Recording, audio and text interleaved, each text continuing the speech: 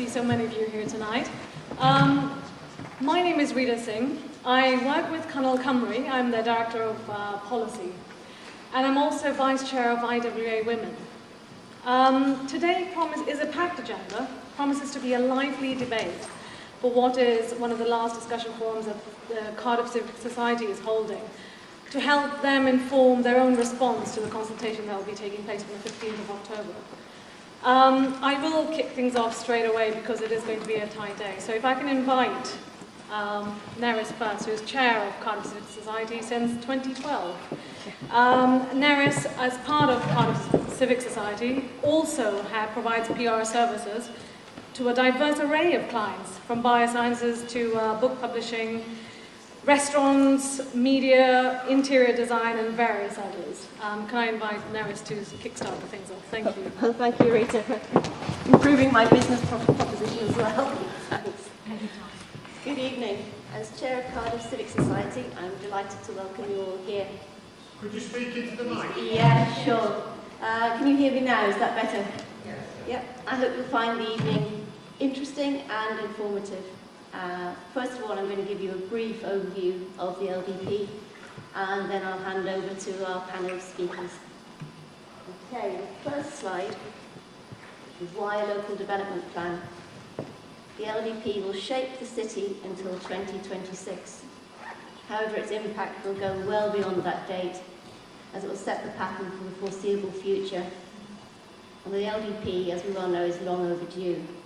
Without a proper vision for the city, it has been hard to control development, and it's now time for the city to take control, rather than allow the demands of developers to dictate.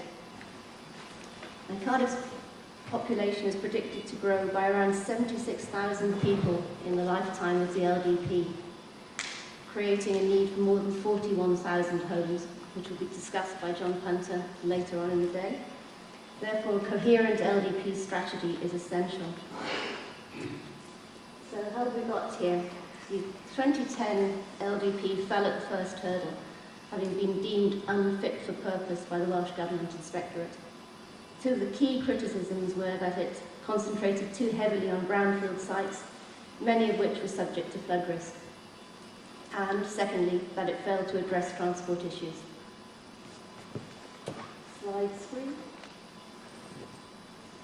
The current LDP is on deposit, and that will be on from October the 14th. There follows a 6-week consultation period. The final version will be submitted to the Welsh Government in August 2014, and it will be adopted in October 2015. These are the strategic sites identified in the LDP for development, and the following slide shows additional sites should growth prove to be higher than predicted. How these sites are developed needs to be looked at closely, and we feel strongly that current residents need to have an input into the way these areas are developed. These sites, as you see here, use up all the available land in Cardiff, and further expansion will only be possible by collaborating with local authorities in the neighbourhood. That is a city-region approach.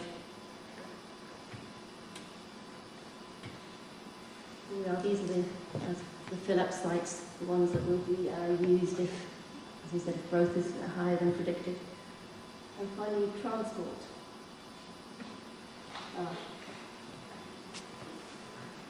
This basically outlines the sites around Cardiff, Craigie, Waterhall, etc. And the final issue is transport.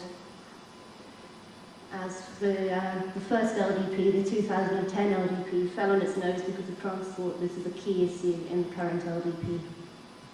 And finally, the Welsh Government is focused on jobs and growth, and the LDP has to support these objectives. Thank you very much. I'll now hand you over to the speakers.